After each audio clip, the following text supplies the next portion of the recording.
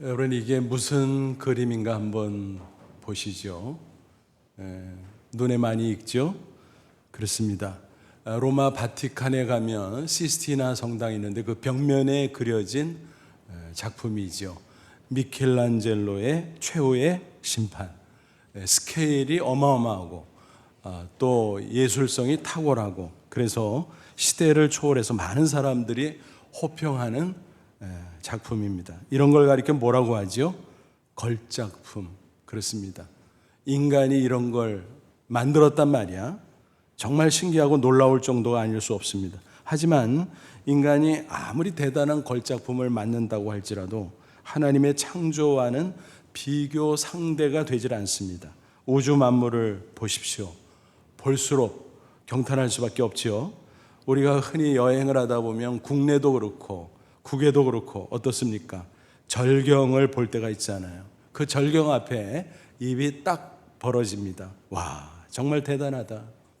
또 동물이나 식물을 자세히 들여다보면 얼마나 신비롭습니까? 이처럼 모든 피조물들이 하나같이 걸작품인 것입니다. 그런데 인간은 어떻습니까? 그것들 중에서도 가장 뛰어난 걸작품 중에 걸작품이다라는 사실입니다. 다윗은 시편 8편에서 이렇게 노래했습니다. 주의 손가락으로 만드신 주의 하늘과 주께서 베풀어 두신 달과 별들을 내가 보니. 아마도 이 시는 밤하늘의 뭇별과 달을 보면서 지은 것 같아요. 그죠? 그래서 비유적으로 하나님이 손가락으로 다 이런 걸 하나하나 만들었습니다. 얼마나 신기하고 놀라운지 모릅니다.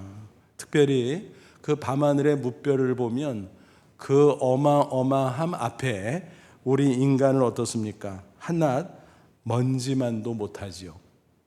그것을 깨닫고 다윗이 노래했어요. 사람이 무엇이기에 주께서 그를 생각하시며 인자가 무엇이기에 주께서 그를 돌보시나이까. 그 피조물들 가운데 아무것도 아닌 것처럼 보이지만 인간을 하나님이 특별하게 생각하고 사랑하고 보살펴 주시는군요. 너무너무 고맙습니다. 그런 얘기죠. 그를 하나님보다 조금 못하게 하시고 영화와 존귀로 관을 씌우셨나이다. 그 미미한 존재에 불과한데 하나님보다 약간 못하게, 그러니까 하나님에게 버금가는 그런 탁월한 존재로 창조해 주셨다. 그래서 영화와 존귀로 관씌워 주셨다. 그렇게 표현하고 있습니다. 하나님의 그 놀라운 사랑, 그 엄청난 능력 앞에 감사와 찬양을 올리고 있는 것입니다. 그런데 안타깝게도 인간이 창조주 하나님을 배반했어요. 타락했어요. 그래서 창조 당시에 그 탁월함을 상당 부분 상실하고 말았다는 사실입니다. 다행히 하나님께서는 독생자 예수 그리스도를 구주로 보내주셨어요. 그래서 그를 통해서 타락한 인간을 구원하시고 새롭게 변화시켜 주셨습니다. 말하자면 다시금 걸작품으로 회복시켜 주셨다라는 것입니다. 이것이 바로 성경에서 말씀하는 기독교의 구원인 것입니다. 사도 바울은 오늘 본문에서 구원을 통해서 우리 그리스도인들이 하나님의 걸작품이 됐다라고 분명하게 증거하고 있습니다. 그래서 이 시간 우리는 어떻게 하나님의 걸작품이 됐는가, 그리고 걸작품이 되었다면 이제 우리는 어떻게 살아가야 마땅한가 계속 살펴보고자 합니다. 아무쪼록 오늘 말씀을 통해서 우리 각자가 하나님의 걸작품이다라는 자부심을 꼭 갖고 승리의 삶을 꼭 살아가시기를 주님의 이름으로 축원합니다. 우리 그리스도인들이 구원을 받고 새롭게 변화됐어요. 그걸 구원이라고도 말하지만 재창조라고도 말합니다. 태초에 하나님께서 창조하신 것을 원창조라고 말할 때 구원은 재창조다라는 것이죠. 하나님께서 원창조 당시에도 인간을 우주 만물 가운데 가장 뛰어난 존재로 창조하셨잖아요. 창세기 1장 27절 28절 보면 하나님이 자기 형상 곧 하나님의 형상대로 사람을 창조하시되 남자와 여자를 창조하시고, 다른 것들은 말씀으로 창조했잖아요. 빛이 있으라. 그런 빛이 있었어요. 그렇게 하나하나 말씀으로 창조했는데 인간만큼은 흙으로 빚어서 그 코에 생기를 후 불어넣으시고 하나님의 형상대로 창조했다. 그것은 외양만을 가리키는 건 아닙니다. 외양도 탁월하게 창조하셨지만 특별히 그 내면이 하나님을 닮았다라는 것입니다. 그렇게 창조하시니 어떻게 했습니까? 하나님이 그들에게 복을 주시며 하나님이 그들에게 이르시되 생육하고 번성하여 땅에 충만하라. 땅을 정복하라. 바다의 물고기와 하늘의 새와 땅에 움직이는 모든 생물을 다스리라 하시니라. 하나님께서 인간을 축복하시고 권세를 주셨습니다. 어떤 권세요? 하나님의 피조 세계를 다스릴 수 있는 통치권을 부여하셨다라는 것입니다. 그러니까 하나님의 대리자로서 우주 만물을 다스리는 권세를 소유한 특별한 존재라는 거죠. 그래서 우리 인간을 뭐라고 불러요? 만물의 영장. 그래서 영어로 표현하면 The Lord of all creatures. 그러니까 뭐예요? 모든 피조물들의 주님이라는 거예요. 근데 소문자지요. 하나님은 대문자 Lord, 주님. 근데 우리 인간에게 하나님의 버금가는 우주 만물을 향한 통치권을 부여하셨다라는 것입니다. 그게 만물의 영장이라는 말의 뜻이죠. 하나님은 이처럼 존귀하게 인간을 창조하셨어요. 그러고 나서 얼마나 기뻐하셨는지 몰라요? 창세기 1장 31절 하나님이 지으신 그 모든 것을 보시니 보시기에 심히 좋았더라. 저녁이 되고 아침이 되니 이는 여섯째 날이니라. 여섯째 날 마지막 순서로 인간을 창조해 놓고 그것으로서 우주 만물 창조가 완성됐죠. 그래서 완성된 것도 기쁘시지만 그 한가운데 존귀한 인간이 있는 것을 보고 몹시 기뻐하셨다라는 것입니다. 그런데 안타깝게도 아담과 하와 범죄 이후에 인간은 타락했습니다. 망가졌습니다. 특별히 성경은 죽은 자가 되었다고 증거하고 있습니다. 육신이 멀쩡하게 살아있어도 그 속에 있는 영혼이 죄로 말미암아 하나님과 딱 끊어졌다, 단절됐다. 그 상태를 가리켜서 영적인 사망이라고 말하는 것입니다. 그런데 예수 그리스도 십자가 대속을 믿음으로 죄 사함을 받으니까 어때요? 하나님과 다시 연결이 되었고 영혼이 살아나서 거듭나서 새 생명을 얻게 되었다라는 것입니다. 근데 그 새 생명은 어때요? 영원하지 않아요. 그래서 영원한 생명 즉 영생을 얻었다라고 말하는 것입니다. 이런 구원의 진리를 증거하는 구절이 바로 유명한 로마서 6장 23절이죠. 죄의 삭은 사망이요. 죄의 결과가 사망이다. 1차적으로 영적인 사망이죠. 그 후에 육적 사망, 영원한 사망까지 이어지게 되는 거죠. 그런데 하나님의 은사는 그리스도 예수 우리 주 안에 있는 영생이니라. 예수 그리스도를 믿으면 그 사망에서 구원받고 영원한 생명을 얻는다. 그것은 하나님의 은사 즉 선물이라는 것입니다. 오늘 본문에서도 이런 구원의 진리를 쭉 증거하고 있습니다. 사도 바울은 본문에서 특별히 우리가 과거 죄로 말미암아 죽어 있었다라는 사실을 먼저 누누이 강조하고 있습니다. 1절 보시면 그는 허물과 죄로 죽었던 너희를 살리셨도다. 너희는 누구예요? 1차적으로는 에베소 교회 성도들이죠. 그리고 2차적으로는 성경의 독자 우리 모두겠죠. 그죠? 그러니까 과거에 죽어 있었다. 죽은 적이 없는데 우리는 그러니까 육체를 말하는 게 아니에요. 영적 사망 상태에 있었는데 살렸다. 거듭나서 새 생명, 영원한 생명을 얻도록 구원의 역사를 이루어 주셨다라는 것입니다. 과거 영적인 사망 상태에 있을 때 어떤 삶을 살았다고 증거합니까? 2절 3절 보세요. 그때에 너희는 그 가운데서 행하여 세상 풍조를 따르고 공중 권세 잡은 자를 따랐으니 공중 권세 잡은 자가 누구예요? 마귀 사탄이죠. 곧 지금 불순종의 아들 하나님을 거역하는 자들 가운데 역사하는 영이라. 그래서 사탄, 그 사탄의 영을 따라서 세상 풍조를 따라다니고 있었다라는 것입니다. 비유해서 말하면 이런 거예요. 죽은 물고기는요 강물이 쭉 흐르잖아요. 그럼 둥둥 떠서 그 흐름에 떠내려가요. 그죠? 근데 살아있는 물고기는 어때요? 거슬러 올라가요. 그죠? 그 흐름을 타지 않습니다. 오히려 극복해요. 그러니까 새 생명, 영생을 얻은 그리스도인은 세상 풍조를 극복하거든요. 그런데 영적으로 죽은 자들은 어때요? 뭣도 모르고 사탄의 미혹이 되어서 그 죄악, 세상 풍조의 흐름에 둥둥 떠내려가는 물고기처럼 휩쓸리게 된다라는 것입니다.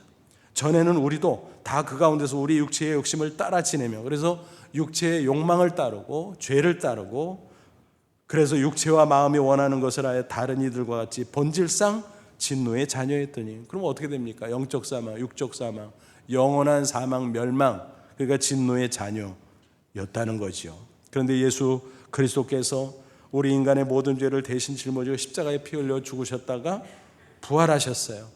그러므로 믿는 자는 예수와 함께 영적으로 죽었다가 예수와 함께 다시 살아나는 거예요. 그래서 죽었던 영혼이 거듭나고 새 생명을 얻게 되었다는 것입니다. 그뿐만이 아니에요. 아예 우리를 천국 보좌 앞에 확실하게 이끌어주는데 자리를 미리 확보해 두신다라고까지 바울은 증거하고 있습니다. 4절로 6절 보세요. 긍휼이 풍성하신 하나님, 우리를 사랑하신 그 큰 사랑을 인하여 허물로 죽은 우리를 그리스도와 함께 살리셨고 거듭나게 하시고 새 생명 주었는데, 그것은 너희는 은혜로 구원을 받은 것이라. 거저 주신 것이다. 우리가 자격 있고 공로가 있어서가 아니라 거저 주신 선물이다. 또 함께 일으키사 죽었던 영혼을 다시 거듭나게 새 생명으로 일으키셔서 그리스도 예수 안에서 함께 하늘에 앉히시니, 예수님께서 부활 승천하셨잖아요. 그런데 우리가 지금 이 땅에 아직 있지만 마치 그 하나님 보좌 앞에, 예수 그리스도 앞에 있는 것처럼 자리를 확보해 주셨다라는 것입니다. 비유해서 말하면 뭐예요? 예약석. 여러분, 저와 여러분이 각자 천국 보좌 앞에 예약석을 확보하고 있다는 사실을 믿으시기를 바랍니다. 그러니까 우리는 구원의 확신에 흔들릴 수가 없어요. 하나님 보좌 앞에 예약석이 있는데 뭘. 사도 바울은 다른 성경 구절에서 거듭난 그리스도인을 가리켜 또 뭐라고 말해요? 새로운 피조물이 됐다라고 말씀합니다. 고린도후서 5장 17절, 그런즉 누구든지 그리스도 안에 있으면 새로운 피조물이라. 이전 것은 지나갔으니 보라 새 것이 되었도다. 새로운 피조물, New Creation, 재창조, 그죠? 그래서 아름다운 걸작품으로 다시 변화됐다라는 말씀입니다. 어린 시절의 이야기를 소개해드리죠.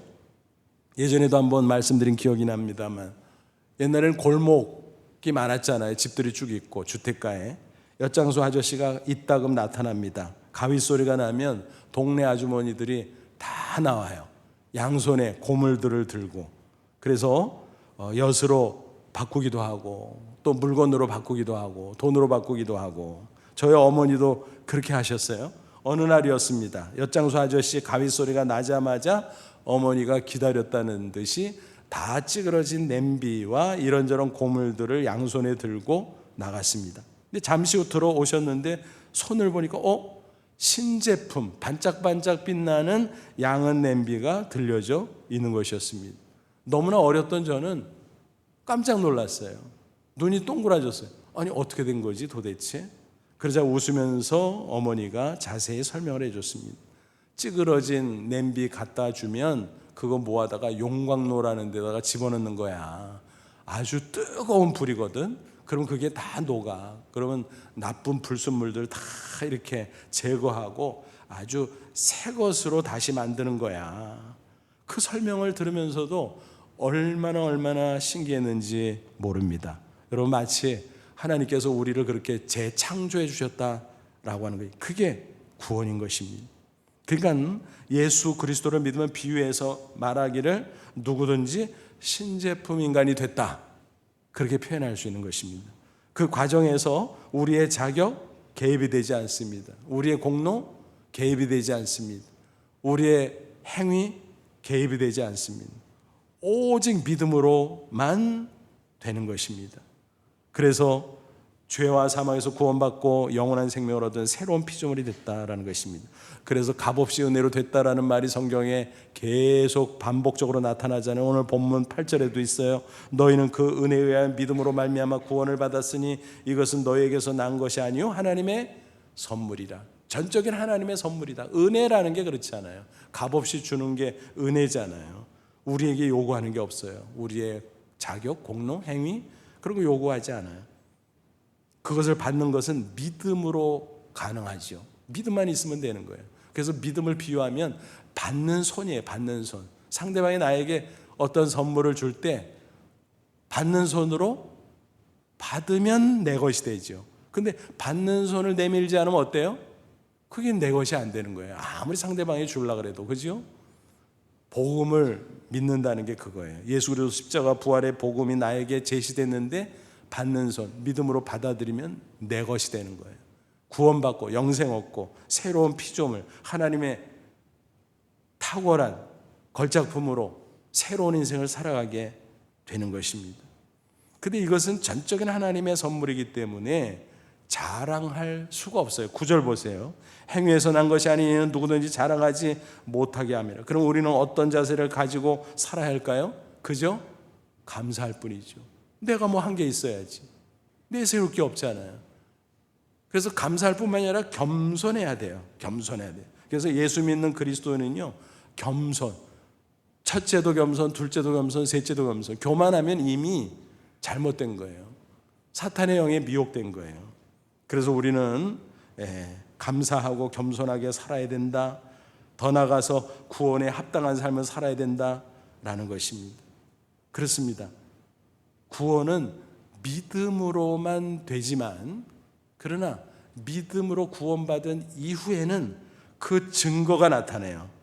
행함으로 그것이 나타나는 것입니다. 그러니까 믿음 구원이지만 행위는 그 믿음이 진짜일 때 결과로서, 증거로서 자연스럽게 나타난다라는 것을 꼭 기억하십시오. 그래서 야고보는 뭐라 그랬어요? 야고보 2장 17절, 이와 같이 행함이 없는 믿음은 그 자체가 죽은 것이라. 그래서 이걸 가리켜서 뭐라 그래요? 신행일치. 신앙과 행위가 일치된다라고 하는 것입니다.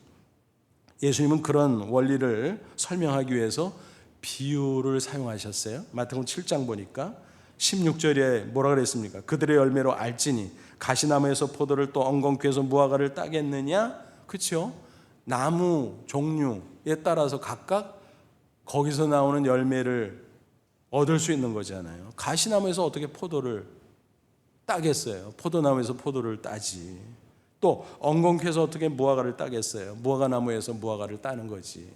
우리식으로 하면 사과나무에서 사과를 따고 감나무에서 감을 따고, 이와 같이 좋은 나무마다 아름다운 열매를 맺고 좋은 나무가 나쁜 열매를 맺나니, 그러니까 우리는 비유하면 불의의 죄의 나무였어요. 그런데 거듭나고 새로운 피조물이 되어서 이제는 의의 나무가 됐어요. 그러니까 의의 열매가 행위로 나타나야 된다는 것입니다. 이러므로 그들의 열매로 그들을 알지라. 사과를 보면 저거 사과나무네, 감을 보면 저거 감나무네, 그런 것처럼 의의 열매를 보면서 저 사람은 거듭나서 의로운 하나님의 자녀가 됐네 확인할 수 있다라는 거예요. 그래서 예수님께서 결론적으로 마태복음 7장 21절 뭐라고 말씀했나요? 나더러 주여 주여 하는 자마다 다 천국에 들어갈 것이 아니요 다만 하늘에 계신 내 아버지의 뜻대로 행하는 자라야 들어가리라. 이 말씀을 오해하면요, 그 전후 문맥을 무시하면 행위 구원으로 오해할 수 있어요. 행해야 구원받는, 그게 아니에요. 믿음으로 구원받는데 그 믿음이 말로 주여 주여, 근데 말로만은 가식적으로 할 수 있다는 거예요. 그래서 행위가 이어져야 된다. 그래서 의로운 행위가 이어질 때 저 사람은 마음속에 진짜 믿음이 있구나, 그 믿음으로 구원받았구나, 그렇게 확인할 수 있다는 것입니다. 그런 참 신앙의 사람만이 천국에 들어갈 수 있다. 그것을 예수님께서 말씀해 주신 것입니다. 본문에서 이런 원리를 가리켜 사도 바울은 뭐라고 설명했나 보세요. 10절, 우리는 그가 만드신 바라. 여기서 만드신 바라는 것은 한마디로 작품이라는 거예요. 작품. 오늘 설교 제목에 제시한 표현으로 하면 걸작품. 그러니까 우리는 하나님의 걸작품이 됐다. 그러므로 어떻게 해요? 예수 그리스도 안에 선한 일을 위하여 지으심을 받은 자다. 그러니까 목적이 있다는 거예요. 우리가 걸작품이 된, 우리를 구원해서 걸작품을 만든 목적, 선한 일을 하도록 하시기 위함이다라는 것입니다. 근데 만약 그 목적대로 살지 않는다, 구체적으로, 그러면 과연 구원받은 그리스도인인가? 그 속에 있는 믿음이라고 하는 거, 입술로 주여 주여 하는 게 진짜인가 가짜일 가능성이 농후하다라는 것입니다. 따라서 뭐 높고 낮고 뭐 많고 또 적고 이거를 따지는 게 아니라 어떤 모습이든지 자신의 위치에서 소박하고 평범할지라도 이 목적에 부합하게 살아가면 그 사람이 진짜 거듭난 그리스도인이요 하나님의 백성이요 또 걸작품이 된 것이다 라고 하는 것입니다. 그렇다면 구체적으로 우리는 어떻게 선한 일을 위해서 살아갈 수 있을까요? 그것은 선한 일을 위해서 산다는 것은 한마디로 말하면 예수님처럼 사는 거예요. 예수님처럼 사랑하고 예수님처럼 품이 있고 예수님처럼 세상의 죄악과 구별되고 예수님처럼 하나님께 영광 드리고, 그래서 우리는 예수 그리스도가 하나님의 아들 유일한 구주라는 사실을 세상에 증거할 수 있게 되는 것입니다. 이와 연관된 성경 구절 몇 개를 소개해 드리죠. 먼저 에베소 4장 15절 보면 오직 사랑 안에서 참된 것을 하여 범사에 그에까지 자랄지라 그는 머리 곧 그리스도라. 무슨 얘기예요? 모든 면에서 사랑을 실천하고 예수님을 닮아가라. 그게 선한 일을 위해서 살아가는 모습인 것입니다. 여러분 이게 가능할까요? 여러분 이거는 수양하는 거랑은 달라요. 수양하는 거는 자기가 혼자서 막 갈고 닦고 노력하는 거예요. 여러분 기독교의 예수님을 닮아가는 성화여관이 그게 아니에요. 나도 물론 딱 결단하고 내가 말씀대로 살아야지 순종해야 되겠지만 근본적으로 내가 믿고 거듭날 때 내 속에 들어와서 영원히 내주하시는 성령님의 도우심이 있기 때문에 가능하다는 것입니다.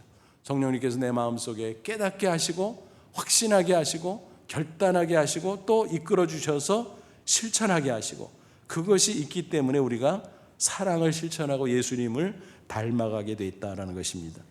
또 그렇게 살다 보면 착한 행실이 나타나고 그것이 빛의 모습이 되고 하나님께 영광이 된다는 거죠. 마태복음 5장 16절 예수님 말씀입니다. 이같이 너희 빛이 사람 앞에 비치게 하여 그들로 너희 착한 행실을 보고 하늘에 계신 너희 아버지께 영광을 돌리게 하라 그랬습니다.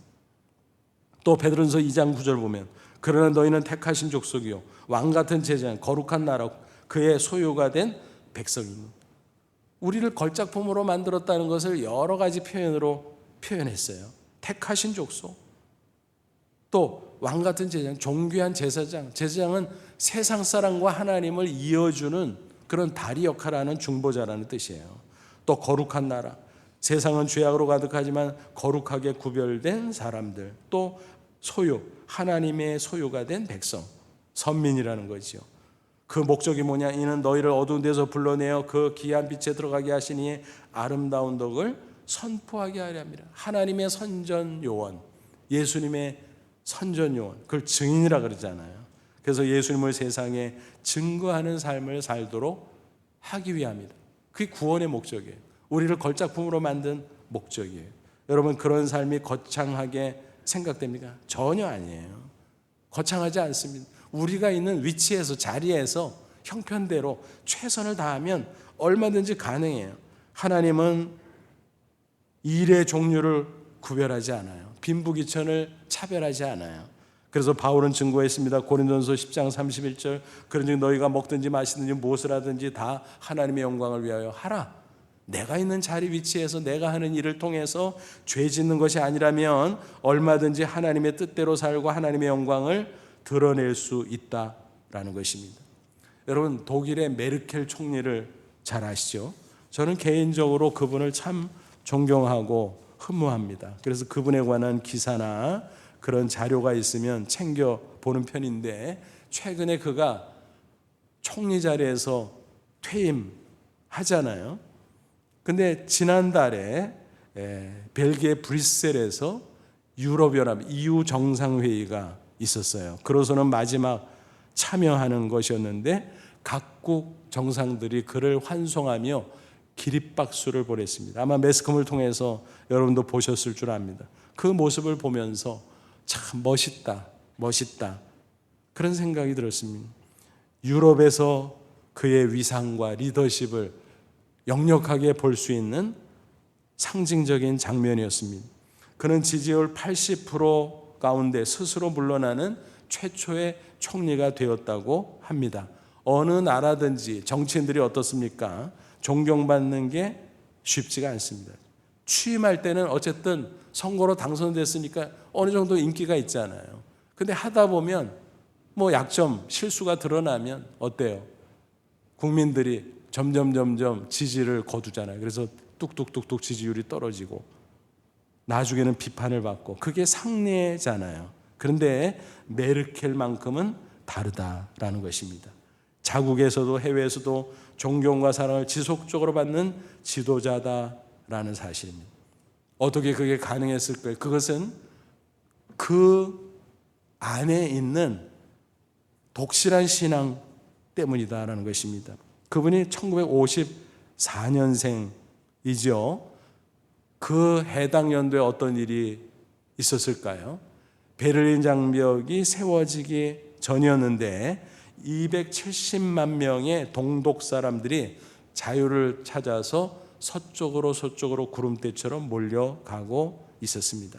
그 대열 가운데 많은 목사들도 있었습니다. 왜냐하면 신앙의 자유가 너무나 중요하니까 당연히 그랬겠죠. 그런데 그 아버지가 목사였는데 반대 방향으로 가고 있었습니다. 서쪽 지역에 살고 있었는데 동쪽으로 향해 거슬러 올라가게 되었다라는 것입니다. 그때 메르켈은 생후 6주 된 상황이었습니다. 근데 그 어린 메르켈을 데리고 동독으로 넘어간 거예요. 왜 그랬을까요? 신앙의 자유를 찾으면 서쪽에 그대로 있어야 되는데, 좋은 환경 찾으면 서쪽에 그냥 남아있으면 되는데, 그 아버지는 열악하고 고난이 많은 동독, 복음을 위해서 건너갔다라고 하는 사실입니다. 그 열악한 환경과 신앙의 부자유 가운데서도 신실한 신앙으로 그 부모님 슬하에서 메르켈은 잘 자랄 수 있었다는 사실입니다. 우리나라 남한과 북한 차이 정도는 아니었겠지만 그래도 얼마나 힘들고 불편했겠습니까?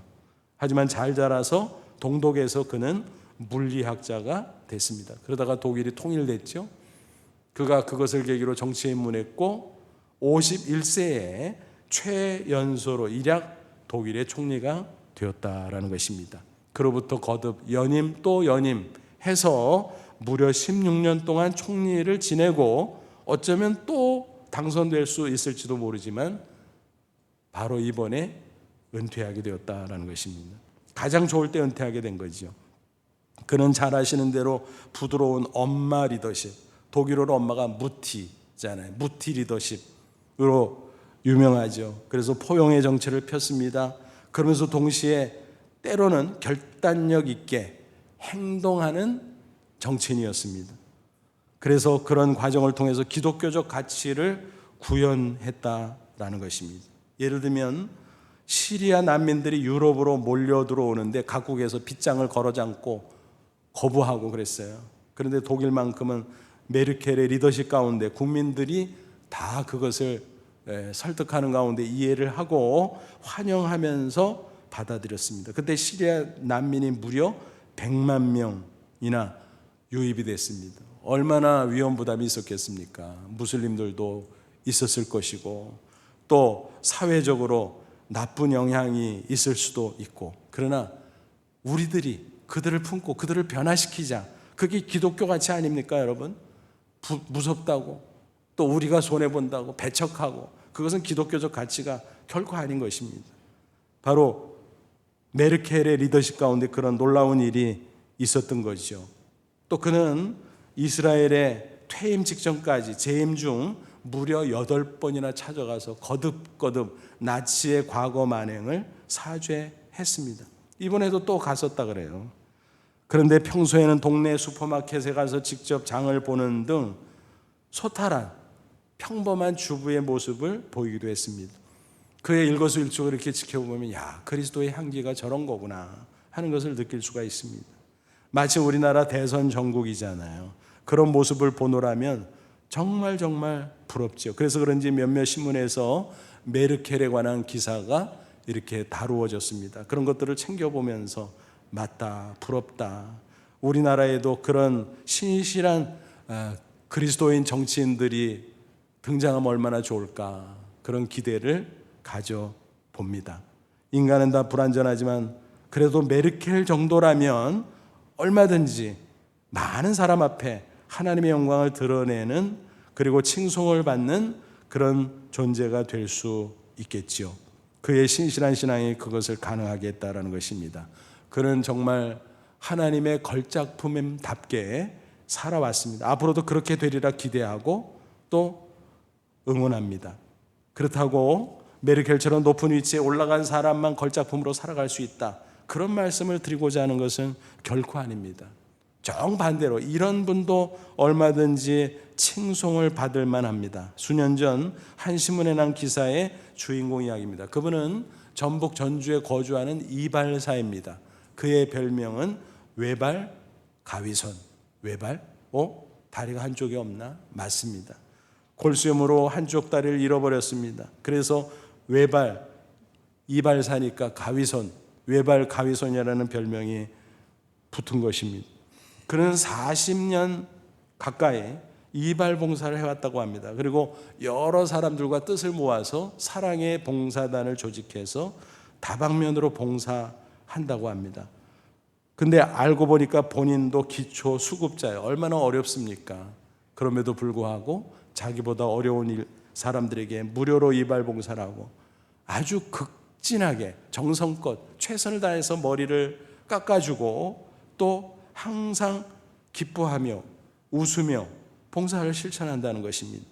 사무실에서 이발 봉사도 하지만 봉사라는 단원들과 조를 짜서 장애인 시설, 요양병원, 군부대 등을 순회하며 봉사한다고 합니다. 그 기사를 쭉 보면서 야, 이런 분도 있구나. 이런 분이 이렇게 멋지게 살아가는데 누가 나는 해당 안 돼, 나는 못해 라고 핑계댈 자가 있겠나라는 생각을 해봅니다.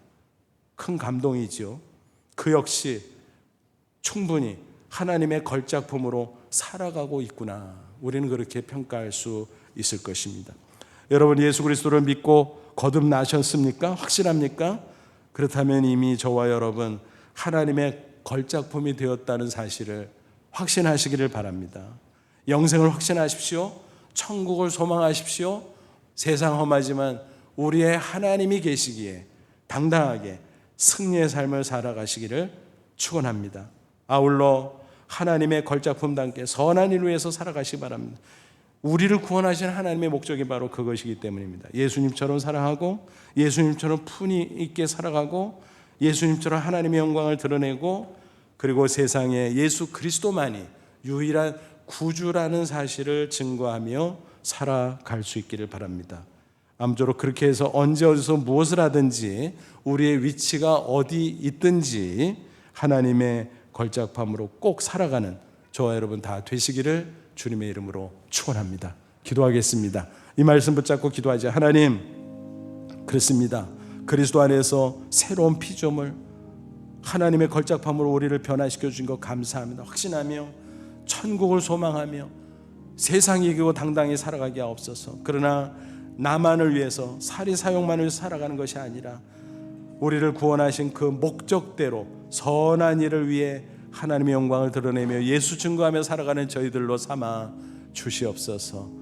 결단하고 실천하게 하시고 성령님의 인도 따라 나아가게 하옵소서. 우리 다 같이 간절한 마음으로 잠시 기도합니다. 하나님 아버지, 은혜를 진심으로 감사합니다. 이 시간 주의 말씀으로 우리를 격려하시고 축복하시니 감사합니다.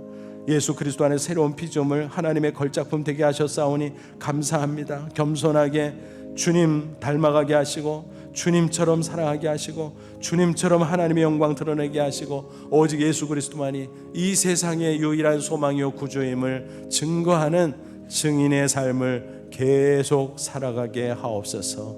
감사하며 예수님의 이름으로 기도하옵나이다. 아멘.